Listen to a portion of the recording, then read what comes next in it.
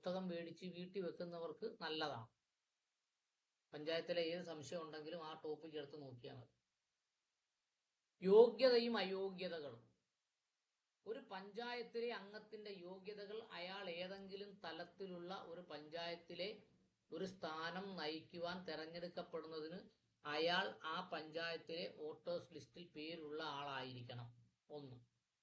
Nomination സമർപ്പിക്കുന്ന സമയത്ത് 21 വയസ്സ് പൂർത്തിയായിരിക്കണം. 3.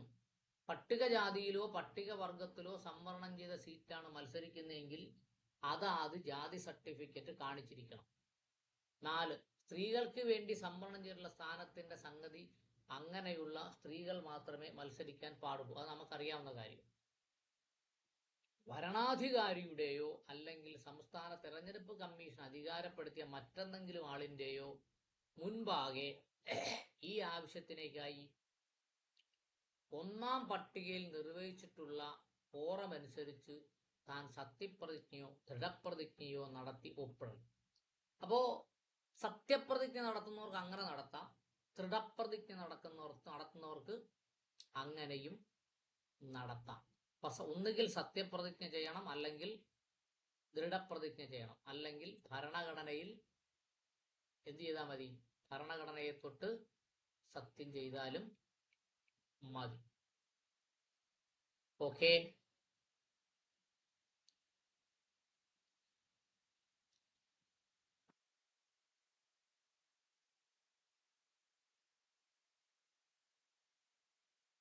ഇനി അടുത്ത ഭാഗം.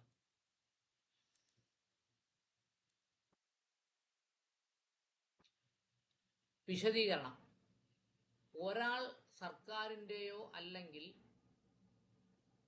ബന്ധപ്പെട്ട പഞ്ചായത്തിൻ്റെയോ കാര്യങ്ങളെ സംബന്ധിച്ച് വല്ല പരസ്യം കൊടുക്കാവുന്ന ഏതെങ്കിലും വർത്തമാന പത്രത്തിലേക്ക് തനിക്കോ പങ്കോ അവകാശബന്ധമോ ഉണ്ടെങ്കിലുള്ള കാരണത്താലോ, അല്ലെങ്കിൽ തനിക്കൊരു കടപ്പത്രമുണ്ടെന്ന കാരണത്താലോ, അല്ലെങ്കിൽ സർക്കാരോ പഞ്ചായത്തോ അഥവാ സർക്കാരിന് വേണ്ടിയുള്ള പഞ്ചായത്തിന് വേണ്ടിയുള്ളതുമായി വാങ്ങുന്ന വല്ല വായ്പകളിലും മറ്റു വിധത്തിൽ ബന്ധപ്പെട്ടിരിക്കുകയോ ചെയ്യുന്ന എന്ന കാരണത്താൽ ഈ ഖണ്ഡം അദ്ദേഹത്തിനെ എന്ത് ചെയ്യുന്നില്ല, അയോഗ്യനാക്കുന്നില്ല എന്നാണ് അവിടെ പറഞ്ഞത്. അത് അയോഗ്യതയുമായി ബന്ധപ്പെട്ട കാര്യമാണ്.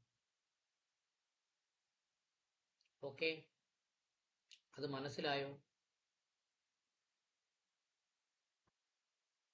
ഇനി അത് ആ ഭാഗത്ത് കുറച്ചുകൂടി കാര്യങ്ങളുണ്ട്.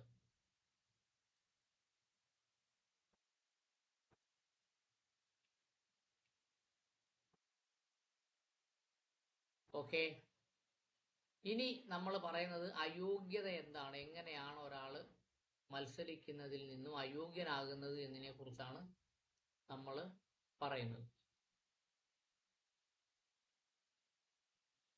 അയോഗ്യത തീരുമാനിക്കുന്നത് 34-ാമത്തെ ഭാഗത്താണ്, 34-ാമത്തെ സെക്ഷൻ. സ്ഥാനാർത്ഥികളുടെ അയോഗ്യത.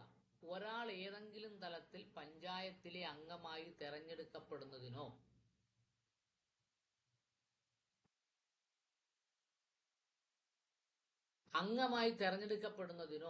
താഴെ പറയുന്ന സാഹചര്യത്തിൽ അയാൾ അയോഗ്യനാണെന്ന് പറയും. 1. നിയമസഭയിലേക്കുള്ള തെരഞ്ഞെടുപ്പിൽ ആവശ്യങ്ങൾക്ക് തത്സമയം പ്രാബല്യത്തുള്ള ഏതെങ്കിലും നിയമത്താലോ നിയമത്തിന്റെ കീഴിലോ അയാൾ അയോഗ്യനാകപ്പെടുകയാണെങ്കിൽ അയാൾ പഞ്ചായത്തിൽ മത്സരിക്കാനും അയോഗ്യനാണ്.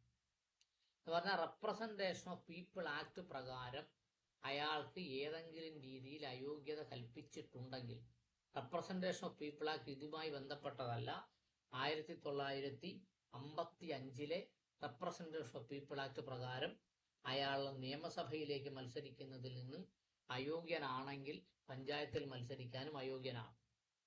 അപ്പോൾ നമ്മൾ മനസ്സിലായല്ലോ. അപ്പോൾ ഒരു നിയമം പഠിക്കുമ്പോൾ മറ്റൊരു നിയമവുമായി അത് ബന്ധപ്പെട്ട് കിടക്കുകയാണ് എന്ന് നമുക്ക് മനസ്സിലാക്കാൻ പറ്റും. 2.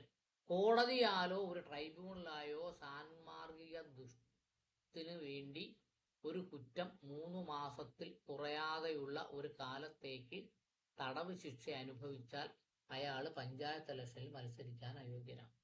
അപ്പോൾ നമ്മൾ ശ്രദ്ധിച്ച് മനസ്സിലാക്കണം, ഏതെങ്കിലും പാർട്ടിയിൽ പ്രവർത്തിച്ചിട്ട് തല്ലാനും വെട്ടാനും മറ്റെന്തെങ്കിലും പരിപാടിക്കുമൊക്കെ പോയി 3 മാസത്തിൽ കുറയാത്ത എന്തെങ്കിലും